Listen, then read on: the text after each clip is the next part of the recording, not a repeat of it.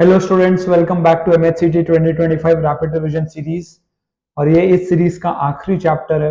I think 26 या 27th video है जो मैंने बनाया है इस सीरीज में। और फाइनली हम उसके एंड में आ गए हैं क्योंकि एग्जाम भी बहुत नजदीक आ गया है।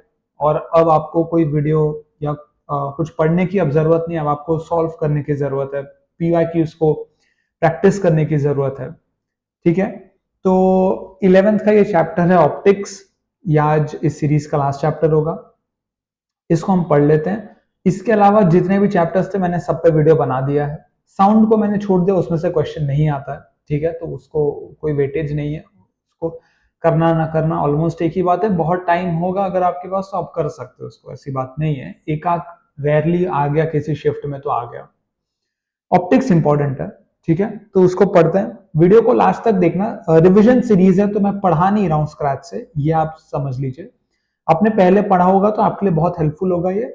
और ये आप एज ए फॉर्मूला शीट भी देखो कि ये जो वीडियो आप लास्ट तक देखोगे मेरे साथ फॉर्मूला लिखते जो आपका एक रिवीजन नोट रेडी हो जाएगा, जो आपको एग्जाम के एक दिन पहले या एग्जाम की सुबह बहुत हेल्प करेगा quickly to go through all the important points. Okay, I hope the mic is working. या तो चलो फिर ऑप्टिक्स से शुरू करते हैं। स्पीड ऑफ ईएम वेव, ठीक है, EM means electromagnetic wave. Speed क्या होता है? Under root of 1 upon epsilon mu. Epsilon क्या है? परमिटिविटी ऑफ मीडियम, और म्यू क्या है? Permeability of medium. फिर आता है absolute refractive index which is C by V. मतलब सी क्या है? Speed of light in vacuum, and V क्या है? Speed of light in medium. तो बेसिकली हम रिफ्रैक्टिव इंडेक्स में देखते हैं कि स्पीड में क्या फर्क आ रहा है। Now distance travelled by light in a medium, obviously v into T. Obviously बात है, डिस्टेंस क्या होता है? स्पीड इंटू टाइम ही होता है। और reflection of light, angle of incidence is equal to angle of reflection. Snell's law important है। n1 sin theta 1 is equal to n2 sin theta 2, या स्नेल्स लॉ को बोलते हैं n1 by n2 is equal to sine theta 2 by sine theta 1, एक ही बात है। ठीक है, ये है आपका क्या हो गया? ये स्नेल्स लॉ।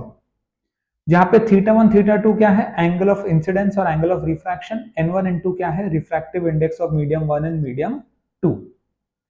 नेक्स्ट है image formed by an inclined mirrors. तो मिरर्स हैं, दो मिरर हैं, इंक्लाइंड है, एंगल ऑफ इंक्लिनेशन थीटा है, तो कितना इमेज बनेगा ये क्वेश्चन है। ठीक है, तो number of images n, n मतलब क्या है? Number of images formed due to two plane mirrors, formed due to two plane mirrors kept inclined to each other at an angle theta. तो इसमें कई केसेस है। अगर 360 बाय थीटा एक even integer है तो नंबर ऑफ इमेजेस जो बनेंगे वो 360 बाय थीटा माइनस 1 बनेंगे। अगर 360 बाय थीटा एक ऑड नंबर है तो उसमें दो केस आता है। For object lying symmetrically between the two mirror, एक ऑब्जेक्ट दोनों मिरर के बीच में सिमेट्रिकली रखा गया है, तो n होगा 360 degree by theta minus 1। And अगर ऑब्जेक्ट असिमेट्रिकली रखा गया है तो वो सिंपली हो जाएगा 360 by theta. Okay, relation between focal length and radius of curvature for a spherical mirror. Spherical mirror के लिए रेडियस ऑफ कर्वेचर और फोकल लेंथ में रिलेशन क्या होता है? F is equal to R by 2। Mirror equation I am sure आप इससे वाकिफ होंगे। 1 bye we plus 1 by u is equal to 1 by f. U आपका ऑब्जेक्ट डिस्टेंस है, वी आपका इमेज डिस्टेंस है, एफ आपका फोकल लेंथ है। ठीक है, power of spherical refracting surface या power of spherical refracting lens is 1 by f. F क्या है? मीटर में। लैटरल मैग्निफिकेशन की बात कर ले तो स्पेरिकल मिरर में जो मैग्निफिकेशन है वो माइनस वी बाई यू है। माइनस मतलब क्या? इन्वर्टेड इमेज है। और स्पेरिकल लेंस में प्लस वी बाई यू है, मतलब स्ट्रेट इमेज है। h2 क्या है? Height of image. h1 क्या है? Height of object. यहां पे जो दिया ना h2 बाय h1। फिर रिलेटिव रिफ्रैक्टिव इंडेक्स एब्सोल्यूट हमने देख लिया है, c बाय v होता है। Relative refractive index of medium 2 with respect to medium 1, किसका निकाल रहे हैं? मीडियम 2 का। किसके रिस्पेक्ट में? मीडियम 1 में। वो होता है n2 बाय n1, लिखा जाता है 1 n2। जो कि होगा sin i by sin r which is lambda 1 by lambda 2 which is equal to v1 by v2। तो देखो n2 by n1 लिख रहे हो तो एक तरफ lambda 1 आएगा और v1 आएगा, ठीक है, नीचे lambda 2 आ जाएगा और v2 आ जाएगा। लैम्बडा 1 v1 क्या है, wavelength and velocity at first medium, lambda 2 v2 क्या है, wavelength and velocity at second medium, या इसी को आप real depth upon apparent depth भी लिख सकते हो। फिर आ जाता है क्रिटिकल एंगल, तो sine of IC is equal to 1 by n. N क्या है, refractive index of denser upon refractive index of rarer, which is also v by c, which is also lambda 2 by lambda 1। Lens formula is 1 by v minus 1 by u is equal to 1 by f। Combination of lens किया तो for thin lenses kept in contact, अगर thin lenses को contact में रखा तो 1 by f is 1 by f1 plus 1 by f2 plus 1 by f3।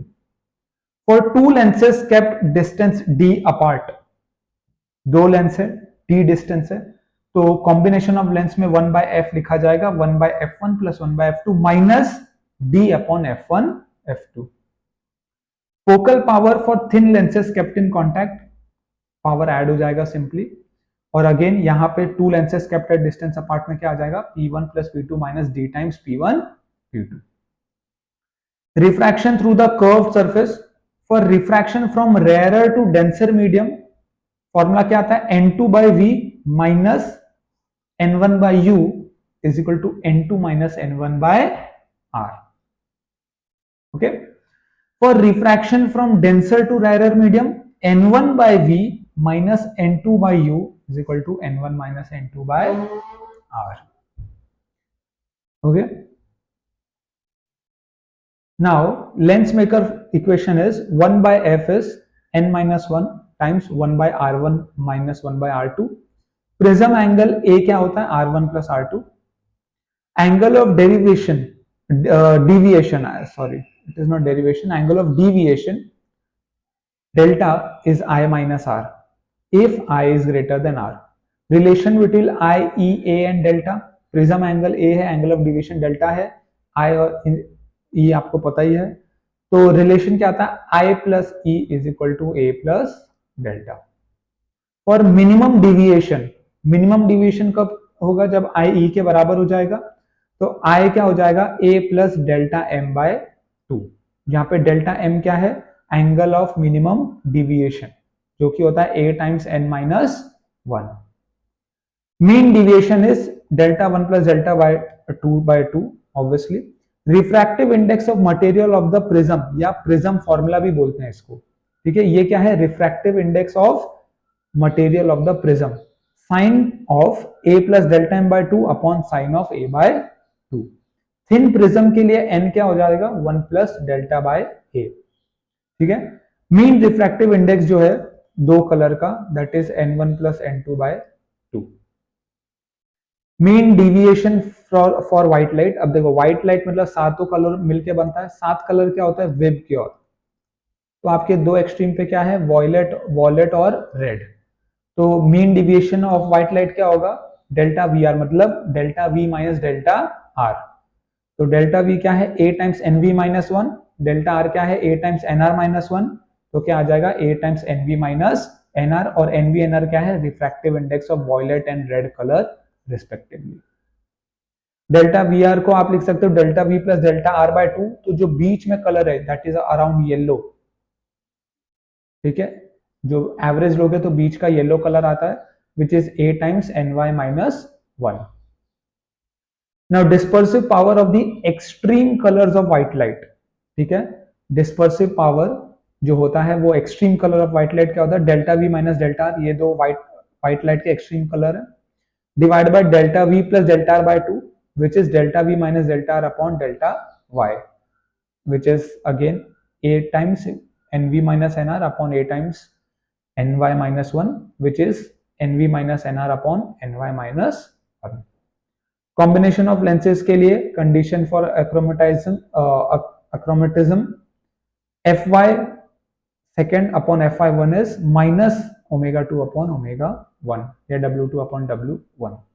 अब देखो, angular magnification और magnifying power of simple microscope ये होता है बीटा बाय अल्फा। बीटा क्या होता है? Visual angle of the image, और डेल्टा क्या होता है? Visual angle of the object at D, which is D by u. D क्या है? Least distance of distinct vision. Magnifying power क्या होता है? 1 plus D by f maximum, और मिनिमम क्या होता है? D by f. Length of compound microscope is v not plus u e. Magnifying power क्या होता है कंपाउंड माइक्रोस्कोप का? M naught times M E, जहां पे एम नॉट क्या है? V naught by U naught, यानी कि linear magnification of the objective, और एम ई क्या है? Angular magnification of the eye lens. ठीक है, तो सारे इंपॉर्टेंट जो फॉर्मूलाज थे मैंने एक जगह आपको लिख के बता दिए, ये आप याद कर लो। इसके बाद आप डायरेक्टली पीवाईक्यूज में जा सकते हो, एमसीक्यूज में जा सकते हो, और यहाँ पे हम सीरीज को खत्म करेंगे। एमएचसीटी में फिजिक्स में मैंने सारे चैप्टर्स कवर कर दिए हैं, आप सारे रिवीजन देख लो। Best of luck for your exam. सबसे इंपॉर्टेंट बात, पढ़ाई करना मत भूलना।